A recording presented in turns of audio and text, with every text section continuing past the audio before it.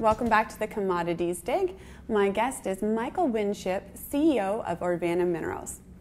Michael, I know the market right now is undervaluing your Bolivia asset due to perceived political risk, but have you had any issues with the government or community as of late in Bolivia? Yes, well, certainly Bolivia is a challenging country to operate in, but we've been quite fortunate. We've worked there for over a decade, and we've made a close partnership with the communities that are near our Don Mario mine. We have a number of sustainability projects going in partnership, and those have gone quite well. So we've had continued success operating in the Bolivian environment. And as well, being a Canadian company, of course, we follow the governance that's appropriate to a Canadian company, and we've followed that path and been successful operating there. So what have you been doing to calm the market's concerns around Bolivia? Well, I guess we try and control the things that we can, and that's to continue to spin positive cash flow out of Bolivia, and for those interested shareholders or potential shareholders to see that history of positive cash flow from the operation will hopefully sway those that believe you can operate in a jurisdiction like that.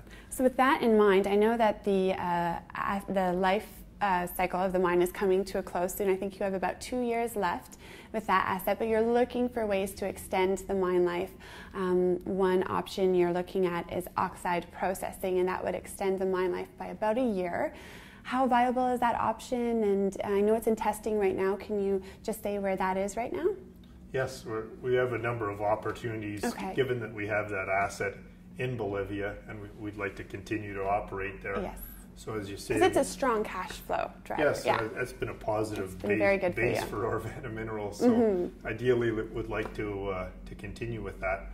So the focus, as you say, has been looking at the oxide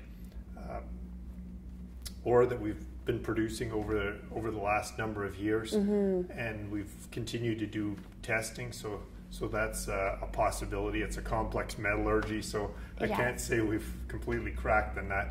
The other aspect is we have some drills turning it as we speak. We're on 2 prolific gold belts that have both had past producing operations, of course, including our own. So we're doing some exploration there. So those are a couple means that we're looking at extending the mine life. So you're willing to invest in exploration even though the market does not like the fact that you're in Bolivia? Is that because you have about 14 years worth of infrastructure there, you have relationships with the government? I'd say it's a rigorous decision, and we're quite careful in terms of whether it's a capital investment or exploration investment that we make in Bolivia. But as I say, a very low-cost situation. We believe we can add additional ounces to our resources there. So we'll continue to pursue that for about the next year while we get clarity on what's the upside, what's the market valuation, and so forth, and weigh that appropriate balance to our shareholders. Okay, that's great. Well, let's take a break and we'll come back and talk about your Spain operations. Okay.